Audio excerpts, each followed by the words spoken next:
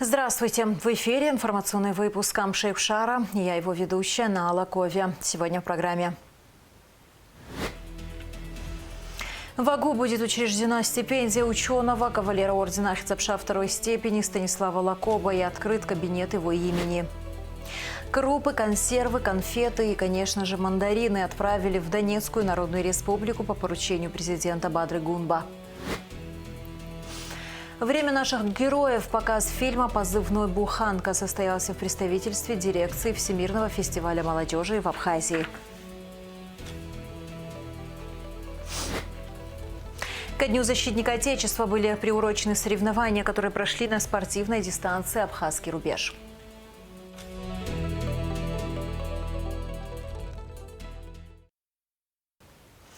Бадра Гунба поздравил Владимира Путина с Днем защитника Отечества. Президент Абхазии отметил, что этот общий национальный праздник имеет глубокие духовные и исторические корни. Мужество, стойкость и самоотверженность защитников Отечества на протяжении веков являлись прочной основой государственности, источником силы и единства народа. Сегодня вооруженные силы Российской Федерации с честью продолжают славные исторические традиции, демонстрируя высокий профессионализм, отвагу и решимость, надежно отстаивая интересы отчизны и обеспечивая безопасность государства, говорится в тексте поздравления. Бадра Гунба также подчеркнул, что Абхазия высоко ценит союзнические отношения с Россией, основанные на прочном фундаменте доверия, взаимной поддержки и стратегического партнерства, и отметил личный вклад Владимира Путина в укрепление двусторонних связей и развитие всестороннего сотрудничества. Спикер парламента Лаша Ашуба поздравил сенаторов Российской Федерации и депутатов Госдумы с Днем защитника Отечества. История России ознаменована славными победами и подвигами защитников Отечества. Вместе с вами мы преклоняемся перед мужеством и стойкостью отцов и дедов, которые в дни суровых испытаний ценой своей жизни отстояли независимость родной страны, говорится в частности в поздравлении. Лаша Ашуба пожелал членам Совета Федерации, депутатам Госдумы и всем гражданам Российской Федерации благополучия и мира. Премьер-министр Владимир Дылба встретился с делегацией Тамбовской области во главе с руководителем представительства Тамбовской области при правительстве Российской Федерации Андреем Каспинским. Обсуждались вопросы взаимодействия в сфере культурного обмена, молодежной политики, развития торговых отношений и туризма. 18 апреля состоятся повторные выборы депутатов Народного собрания. Решение принято на заседании Центральной избирательной комиссии. Выборы пройдут по Кутовскому избирательному округу номер 30 и Ткварчалскому избирательному округу номер 34. Члены ЦИК также утвердили календарный план основных мероприятий по подготовке и проведению повторных выборов в этих округах. 19 февраля депутаты парламента проголосовали за досрочное прекращение депутатских полномочий Голандзе и Качарава. Крупы, консервы, конфеты и, конечно же, мандарины отправили в Донецкую Народную Республику по поручению президента Бадры Гунба. Гуманитарный груз сопровождали глава администрации города Сухум Тимур Агарба и председатель Ассоциации силовых ведомств Абхазии Батал Агарба. Глава администрации города Сухум Тимур Агарба отправился в Донецкую Народную Республику с гуманитарной помощью для военнослужащих и мирных жителей прифронтовых районов. Груз сформирован по поручению президента Абхазии Бадры Гунба. В преддверии праздника Дня защитника Отечества представители братского абхазского народа привезли в зону боевых действий коробки с крупами, консервами, конфетами и, конечно, знаменитыми абхазскими цитрусами. По поручению президента Республики Абхазия Бадры Зурабовича Гунба находимся в Донецкой Народной Республике с гуманитарной миссией. Привезли гуманитарный груз. Часть груза мы сейчас везем в Авдеевку. Остальной груз будет отправлен в Селидово, в освобожденной территории. В преддверии 23 февраля, в День защитника Отечества, такую акцию мы решили провести в помощь нашим братьям, которые находятся на фронте, и людям, которые оказались в сложной жизненной ситуации. Всем добра и скорейшей победы. Дорога заняла почти сутки. Чем ближе абхазская делегация подъезжала к линии разграничения, тем заметнее становились следы войны. Разбитые дороги, пустые поля, обгоревшие строения.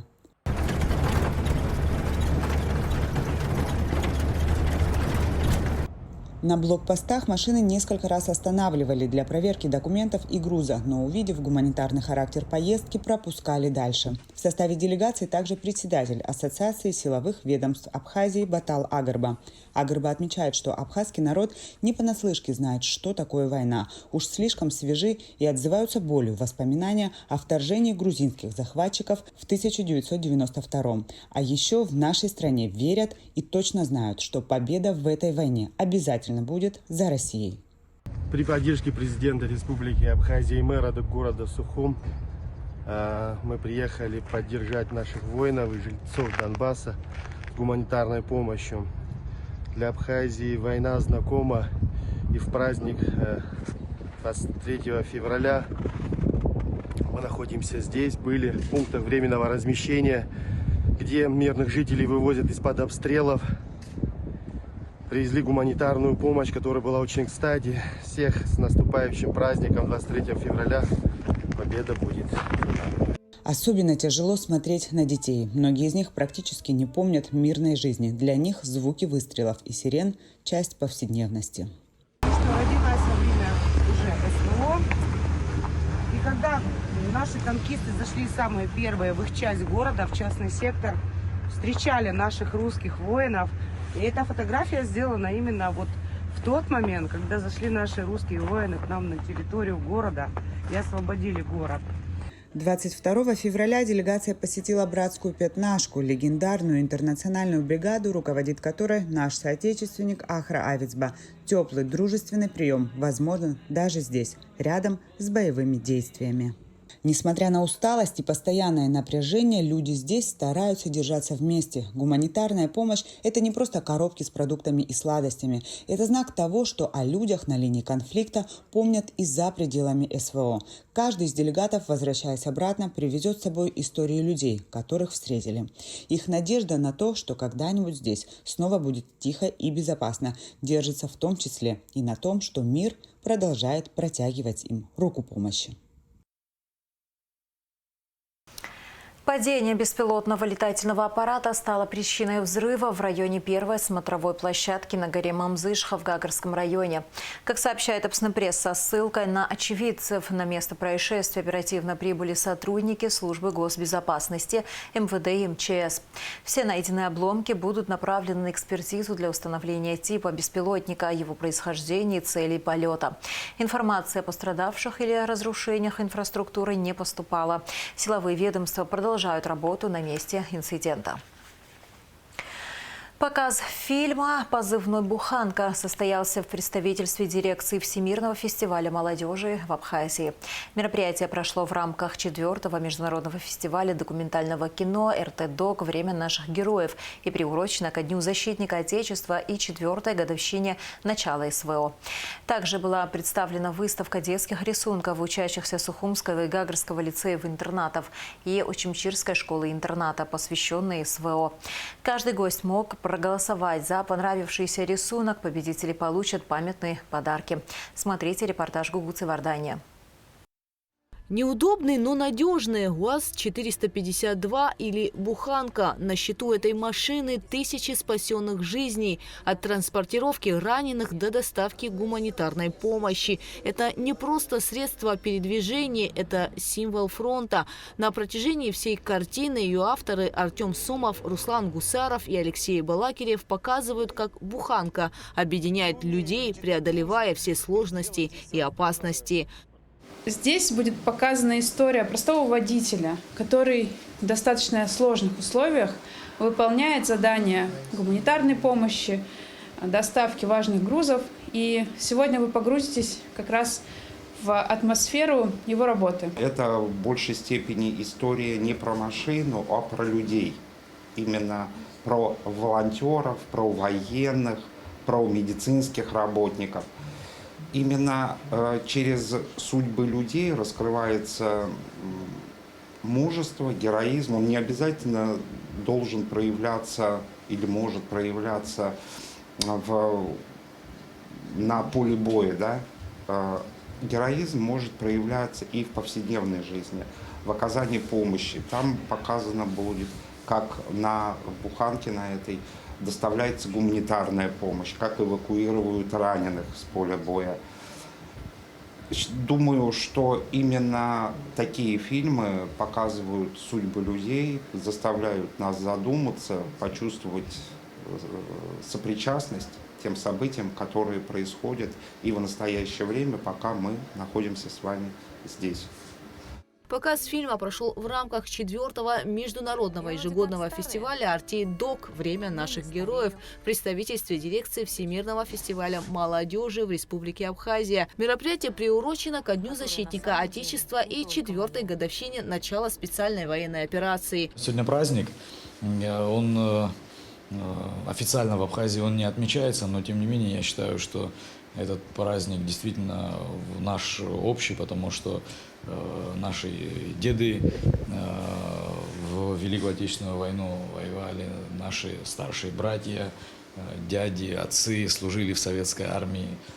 Сегодня наши братья вместе с многонациональным народом России вместе воюют на полях СВО, так что этот праздник не может быть не наш. Самое главное, наверное, все-таки, чтобы мы, вы, все мы знали, что мы на стороне правды. Правда за нами уж точно, и победа тоже будет за нами. Организаторы показа – представительство Россотрудничества в Абхазии и представительство дирекции Всемирного фестиваля молодежи. В рамках мероприятия прошла выставка детских рисунков учащихся Сухумского, Гагарского и Очимчирского интернатов. Каждый гость смог проголосовать за понравившийся рисунок. По итогам голосования будут определены 3 победителя, имена которых объявят позже. Гугуца Вардания, Ахрамичба, Абхазское телевидение. Ко Дню защитника Отечества были приурочены соревнования, которые прошли на спортивной дистанции «Абхазский рубеж». В мероприятии приняли участие 8 основных команд, представляющих силовые ведомства республики. Милана Агарба расскажет детали. Это уже 2-е соревнования, организованные на спортивной площадке «Абхазский рубеж». На этот раз они приурочены к празднованию Дня защитника Отечества, который отмечается 23 февраля. Соревнования прошли под девизом «Штурм рубежа». Главная их цель – отдать дань памяти и уважения тем, кто защищает Родину. В мероприятии приняли участие 8 основных команд, представляющих силовые ведомства. Перед началом соревнований прозвучал гимн Республики Абхазия.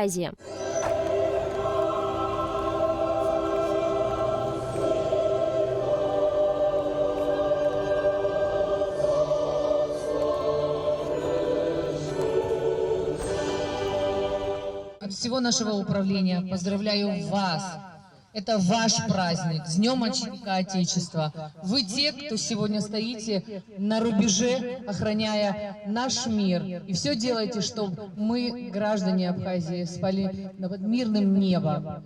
Еще раз спасибо вам большое за то, что вы делаете, и с праздником вас. Организатором мероприятия выступила Ахрацвижба. Первый забег открыли представители клубов «Правильный спортивный клуб» и «Возьми жизнь в свои руки». Соревнования проходили как в личном, так и в командном зачетах. В командном зачете участвовали команды по 3 человека, а в личном по 1 представителю от каждой команды. Победил тот, кто справился с дистанцией за наименьшее время.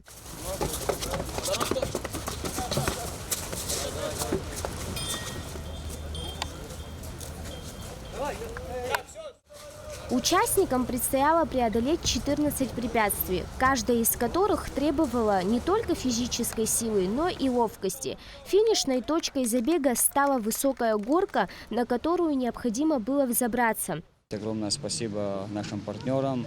Это Управление по делам молодежи и спорта за то, что они оказали такое содействие в развитии спорта и патриотическое воспитание. Вот. Также хочу сказать ОМО команде Абхазии за то, что они также помогли нам в организации во многих вопросах. Вот. Я уверен, что у каждого участника хорошее настроение, несмотря на то, что погодные условия у нас плохие. Команда специального отряда быстрого реагирования уже второй раз участвует в этих соревнованиях. Как и другие участники, они тоже надеются на победу. Выступаем уже второй раз. Первый раз, когда открытие было, сейчас вот пригласили. Выступаем второй раз. По итогам соревнований первое место заняла команда ГСО, на втором месте команда Минобороны и на третьем СОБР. Милана Агарба, Давид Хашиг, Абхазское телевидение. В Абхазском государственном университете будет учреждена стипендия ученого, кавалера ордена Ахтапша второй степени Станислава Лакоба и открыт кабинет его имени. Об этом сообщил ректор вуза Олег Угварамия на памятном вечере, посвященном дню рождения ученого. В мероприятии приняли участие друзья и соратники Станислава Лакоба. Репортаж Аили Тарутюнян. Станислав Лакоба – личность, широко известная народу Абхазии. Он оставил яркий след в науке, литературе, политике. В начале мероприятия ректор АГУ Олег Угварамия сообщил, что в университете будет учреждена стипендия Станислава Лакоба и открыта аудитория его имени. Когда его не стало, очень тяжело стало многим людям в Абхазии. Он был необычайно отзывчивый человек, но со своим «я» никогда не боялся никаких ситуаций. Владислав очень ценил его, Юру Воронова,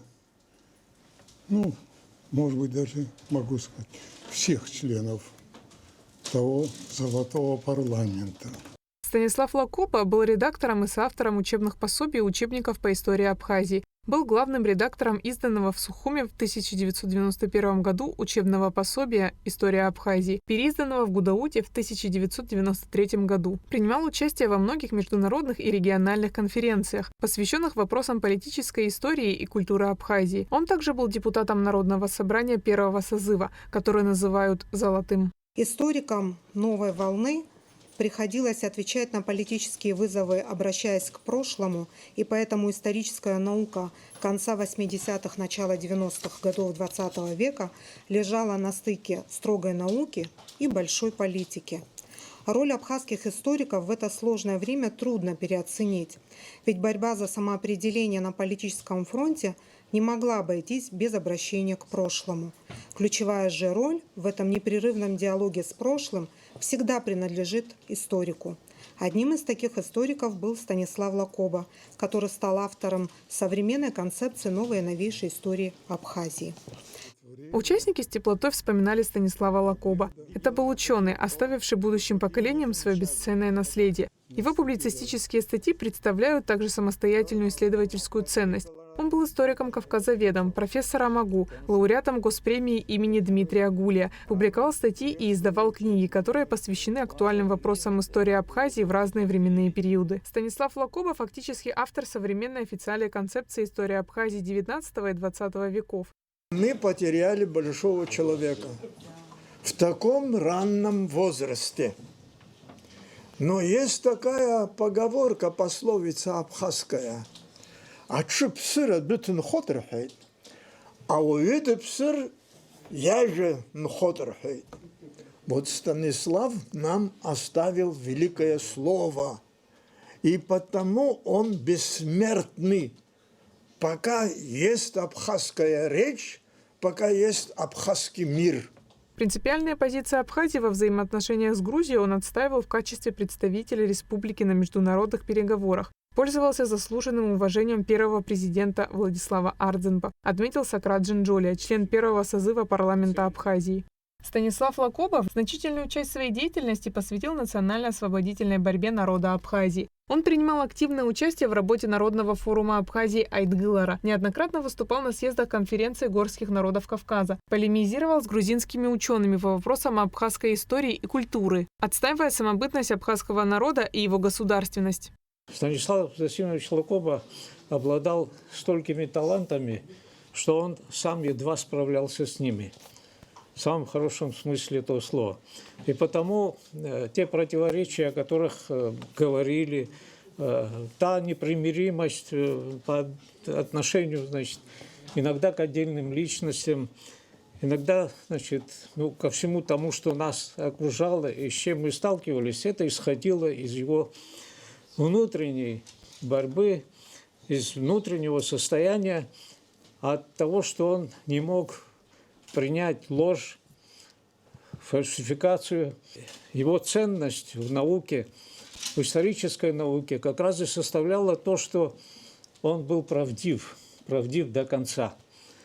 Правдив настолько, что никакие политические вихри, которые вокруг него не вились, никакие там, что бы ни делал, все равно он должен был сказать правду. Станислав Лакоба трагически погиб 20 сентября прошлого года. Сегодня ему бы исполнилось 73 года. Аэлита Арутюнян, Алексей Агухава, Абхазское телевидение.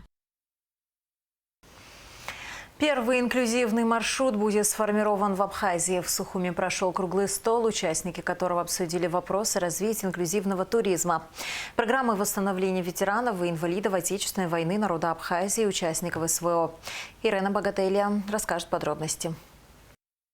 Глобальная и самая важная цель Ассоциации инклюзивного туризма Абхазии – сделать так, чтобы человек, а в особенности ребенок с ограниченными возможностями здоровья, не чувствовал себя уязвимым. Участники встречи говорили о создании программы восстановления ветеранов и инвалидов Отечественной войны народов Абхазии и участников СВО на 2026 год, а также о развитии инклюзивного туризма в республике.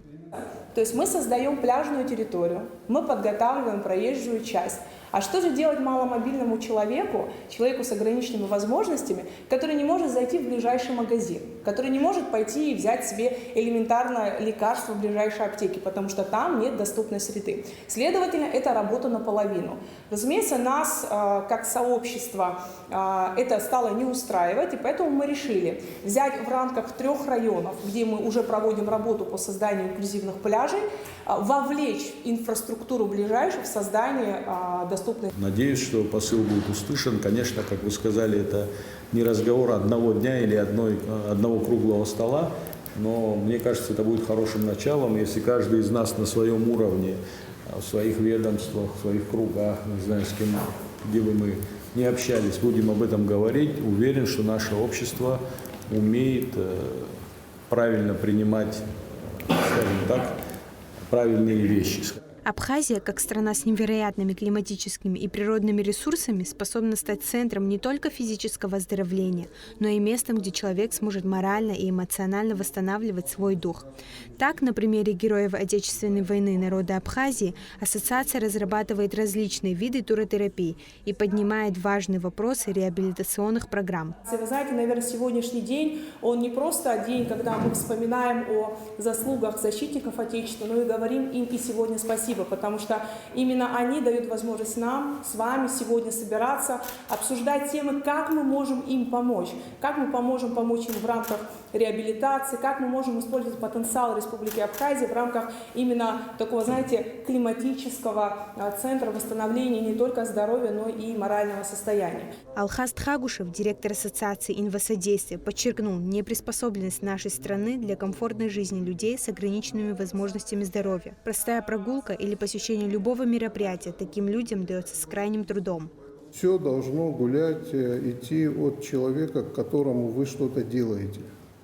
Не от чиновника, который сидит в кабинете и думает, как бы мне облагодетельствовать, осчастливить, там, неважно, это ветеран какой-то из войн, или это просто человек с инвалидностью, или просто маломобильная, скажем, мама с коляской, это тоже маломобильный гражданин в стране, которых, как вы понимаете, немало, и у нас тоже любят много поболтать по поводу демографии и все такое прочее, а эта категория, это что, не живые люди, тоже живые.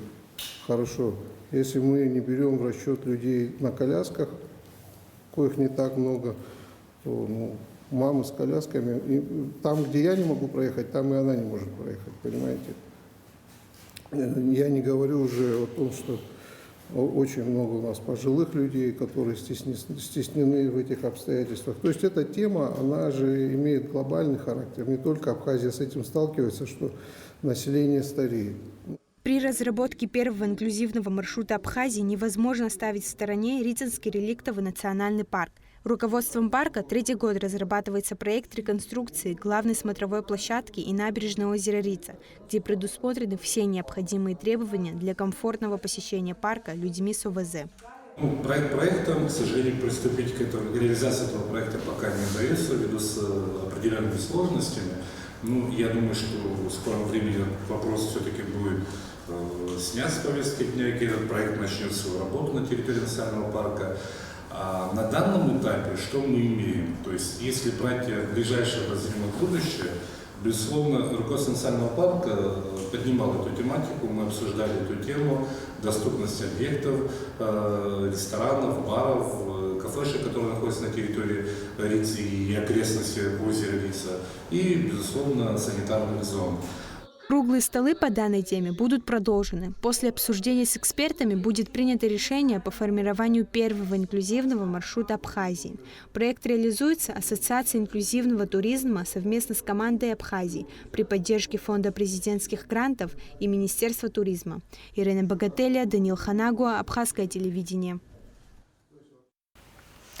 23 февраля для православных христиан наступил период Великого Поста, самого значимого и строгого в церковном календаре. Он продлится ровно 48 дней и завершится празднованием Пасхи 12 апреля. Первый день поста служба в Кафедральном соборе Благовещения Пресвятой Богородицы в Сухуми отличается особой атмосферой. Она долгая, по вечерам читается великий покаянный канон Андрея Критского. Согласно церковному уставу, из рациона исключаются мясо, молоко, яйца и рыба, за исключением праздников Благовещения и Вербного воскресенья. И в завершении выпуска о погоде. Во вторник, 24 февраля, в Абхазии ожидается облачная с прояснениями погода, без осадков, местами туман. Температура воздуха ночью 1,6, днем 6-11 градусов, температура морской воды 10 градусов.